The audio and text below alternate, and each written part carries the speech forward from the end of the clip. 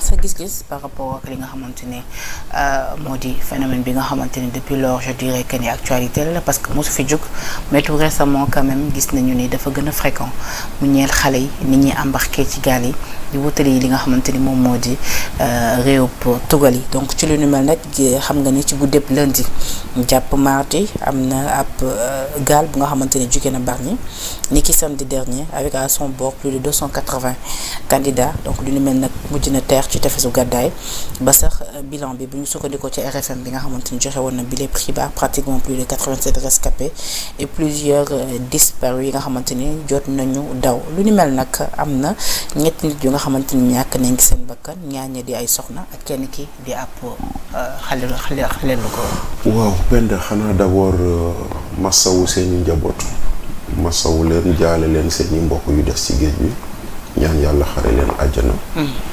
maintenant nag pour ñun ñi nga xam ne dañoo màggee ci ay biir dëkk lébu dañuy wax ni rek d'habitude période bi moom nii lay demee day taxarnaase ni ñu koy waxee mbëkk mi ay période la quoi c'est des phénomènes cycliques muy benn deuxièmement malheureusement nag dafa am loo xam ne aussi dama koy naqarlu moo di nii dañoo toll ci benn jamono boo xam ne Penda on commence à banaliser cela man ce qui me dérange c'est la banalisation da ngay gis rek journaux yi bind un bateau de migrants échoué et puis les gens passent à autre chose. Oui. Donc parce que on est tellement habitué à cette banalisation mais c'est un drame boo xam ne kenn waru ko banaliser. T'as raison pour laquelle il y en a même qui pointent du doigt la presse sous prétexte que ni peut-être ay yëf yi ni ñu ci waroon waxee wuñ ci nu mel. Moi aussi je vais pointer du doigt la presse. La presse préfère parler plus de Ousmane Sonko que des vrais problèmes des Sénégalais et c'est malheureux aussi donc loolu dafa bokk ci yi nga xam ne yi nii day tax finalement les gens n'en parlent pas mais c'est un phénomène qui est là et puis leneen li je sais pas si vous vous rendez compte l'immigration se féminise. Oui. Et ça ñu bëri bàyyiwuñu ci woon xel. Oui. Il y a énormément de femmes qui prennent la mer. Beneen bi aussi bëri na ay xale yu ciy dem moo tax après quand on essaie de comprendre le phénomène tu vas te poser la question est-ce que les raisons qu'on nous donne est-ce que ce sont les bonnes raisons parce que boo ñu ne nit ñi amuñu liggéey d'accord nga gis ni ñii di jël gaal bi pour dem Espagne lu mu néew ils ont dépensé entre 500 et 700 000 francs pour le passage kon ku amul liggéey fan la jëlee comme boobu ñi ne la ñi di jël Nicaragua. mais souvent aussi réalité bi mooy booy dem da nga dajal li nga xamante ni moo di say bien wala say mbokk jàppale la gis nañ sax ñoo xam seen waajur dañuy jaay seen ay takkaay jàppale la ñu dem. tout à fait loolu beneen explication la. oui léegi excès bu ñu foofu mais ñi ne la ñi di dem Nicaragua ils prennent l'avion passer par des pays essayer de dépenser entre 3 et 5 millions de francs CFA. pour mën a egg États-Unis donc kooku doo ma ne amul koom ak fu mu ko mënti jëlee. comme pour dire quoi.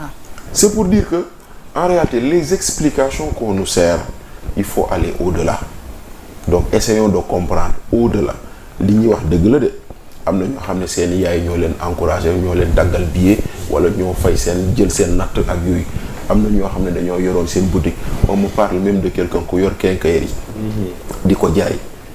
am valeur u 5-7 millions bàyyi fi quincaillerie bi dénk ko nijaayam bi nga xam ne États-Unis la jóge kooku ñibbi si loxo yi neen yorul dara mu dénk ko pour moom mu jël gaal gi dem. Et l'État dans tout ça Bachir certes ñi ngi dégg. L'État a failli. ñi ngi dégg ñu rappeler c'est-à-dire souvent même c'est doo comprendre soo gisee certains ministres ci ay plateaux li ñuy defoon moo di la DER est là FONGIP mu ngi fii pour financer les jeunes et autres mais est-ce que lu nu mel kese doy na tey jii pour expliquer ce qui se passe. Penda bu doyoon kenn du dem te état nag te nañ xam leen tamit il y a aucun pays au monde je dis au monde qui assure le plein emploi à tous ses fils amul fenn nu nga amee chômage noonu la ko français bi amee na nga amee chômage noonu la ko allemand bi amee na nga amee chômage noonu la ko américain bi amee kon c'est-à-dire que bu leen yaakaar ni ñun rek ñoo am chômage c'est pas tout kon la ngay daw fii xëy na ngay fekk fële mais effort boo nangoo def foofu xëy na boo ko defoon fii nga mu am njeexital. ma jox la benn exemple. oui allez-y. benn bopp koñ bi gis nga fi ko fiy jaay fruit. non. suñ bopp koñ bii fii gis nga ko fay jaay fruit. kooku di jaay fruit si tu faisais une petite enquête xëy na il te fait des recettes de 25-30 000 francs jour. il peut arriver man sama bopp koñ ba ma waxtaanee ak bu waa ji fa nekk nee na ma bu néewee ba néew je descends avec 50 000 francs parce que man bu ma wàccee ngoon jënd 5 000 francs fruit fukki nit bu ñu ko defee muy fukki junni. koko yi ngay gis si corniche bi ñu koy jaay nga koy xeeb ñu la koy jaay benn 700 benn 1000 francs le gars qui le fait il peut descendre avec 20 000 francs de recette. njaayum café Touba bii ñuy xeeb xaalis bu dul jeex la. surtout que c'est un produit d'appel comme on dit en marketing da ngay indi café gi teg après nga indi beignet teg nga indi leneen teg bu yàggee finalement muy loolu.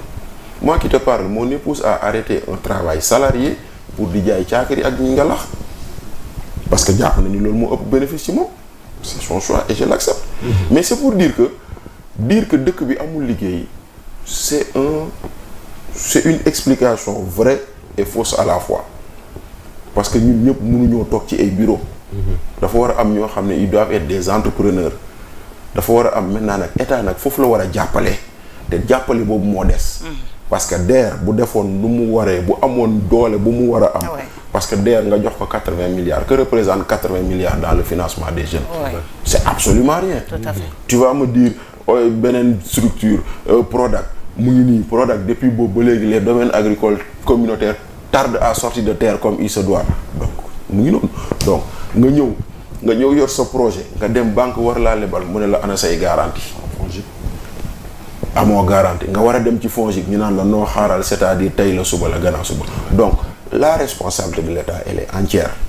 Donc comment faire tey ci Bachir pour solutionner peut-être ou bien je dirais stopper ce phénomène comme l'a si bien dit le président en conseil des ministres. beneen responsabilité bu ñu fiy dolli balaa maa ñëw sa question nous avons une marine nationale qui surveille nos côtes gaal yi fu ñuy jaar ba kenn du leen gis. te loolu boo ko nekk ci 5 axes yi nga xamante ni Antoine annoncé woon na ko. ah oui gaal yi fu ñuy jaar ba kenn du leen gis. d'ailleurs sax on se demande yëf yi fan la toll. loolu mooy benn. oui ñaareel bi beneen responsabilité boo xam ne war nañu ko kii mooy les pays d'accueil fumisteries yi dafa am parce que dañuy toog naan leen bu leen ñëw mais ku ñëw ñu bàyyi ko mu dugg finalement qu'est-ce que les gens vont dire dañ leen dem.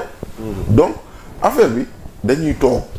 ñëpp toog ñu ut ci solution parce que man damaa gëm ni toog tekki ci réew mi c'est possible toog tekki c'est possible dëkk boo dem am na ay jafe-jafe mais prendre la mer c'est pas la solution ku la ne damaa bëgg a dem pour tekki pour jàppale sama yaay boo deewee sa yaay kan moo koy jàppale parce que ñiy bëgg a dem nga xam ne c'est un voyage suicidaire il faut le dire ñii dem des ci yoon wi te ba ñuy dem raison yu ñu la waxoon moo di ni sunu yaay wala sunu papa wala sunu mbokk sunu famille lañ bëgg a jàppale léegi finalement. par rapport ak solution yi sax Bachir. gis nañu convention bi nga xamante ni espagnol yi ratissé nañ ko ak li nga xamante ni moo di l'État. mais ci fàttali aussi lii lépp convention yàgg na fee am. yàgg na fee oui est-ce que lu ni mel mënees nañ ci pour cette fois-ci am yaakaar. non xam nga dafa am loo xam ne moo tax ma ne les pays de départ et les pays d'accueil dañoo war a toog waxtaan. créer ce qu'on appelle la migration circulaire gis nga migration kenn mënu ko bañ. kenn mënu ko bañ ci àdduna ñun Sénégal fi la ñu wax suñuy maam Égypte lañ jógee da ngay dégg ñu koy wax ñu ne la pël yi Égypte lañ jógee di ñëw ça c'est de la migration. les États-Unis se sont faits par la migration le Brésil s'est fait par la migration kon kenn mënul bañ migration. maintenant dafay am jamono yoo xam ne boo si tollee da ngay def ce qu'on appelle la migration circulaire. mooy maanaam organiser les flux. di nga xam ni am na période boo xam ne américains yi wala espagnols yi dañuy soxla main d'œuvre nga organiser ñu dem liggéey dellu si déwén nga organiser waat keneen donc ça kooku bu demee xëy na liggéey na fa loo xam ne ça lui permet de vivre 1 an bu ñëwee fii nii ça lui permet de se réaliser. et ainsi de suite.